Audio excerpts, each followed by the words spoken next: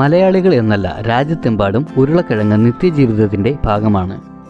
എന്നാൽ അധികം വാങ്ങിയാൽ ഉരുളക്കിഴങ്ങ് വേഗം ചീത്തയായി പോകുന്നുവെന്ന പരാതിയാണ് പലർക്കും. ഇതിൽ വേഗം മുള പൊട്ടും.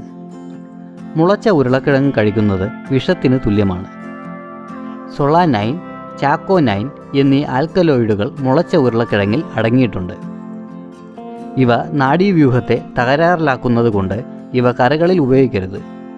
ദഹന പ്രശ്നങ്ങൾ, ഉയർന്ന രക്തസമ്മർദ്ദം, ശരീരത്തിന് തളർച്ച, പനി എന്നിവ ഉണ്ടാകാം.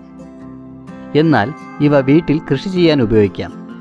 മുളച്ച ഉരുളക്കിഴങ്ങും പച്ച നിറമുള്ള ഉരുളക്കിഴങ്ങും ഉപയോഗിച്ച് വീട്ടാവശ്യത്തിനുള്ള ഉരുളക്കിഴങ്ങ് സ്വയം കൃഷി ചെയ്യാം. ആദ്യം മുളച്ച ഉരുളക്കിഴങ്ങ് 4 കഷ്ണങ്ങളാക്കണം. ഓരോ കഷ്ണത്തിനും 1 മുളയെങ്കിലും ഉണ്ടാകണം. നേരിട്ട് മണ്ണിൽ തന്നെ ഉരുളക്കിഴങ്ങ് നടാം. ചാണകപ്പൊടി, വേപ്പിൻ പിണ്ണാക്ക് എന്നിവ അടിവളമായി ഉപയോഗിക്കണം. മുള മുകളിലേക്ക് വരുന്ന രീതിയിലാണ് കിഴങ്ങ് കഷ്ണങ്ങൾ മണ്ണിൽ നടേണ്ടത്. ഉരുളക്കിഴങ്ങ് കൃഷിക്ക് ധാരാളം വെള്ളം ആവശ്യമാണ്.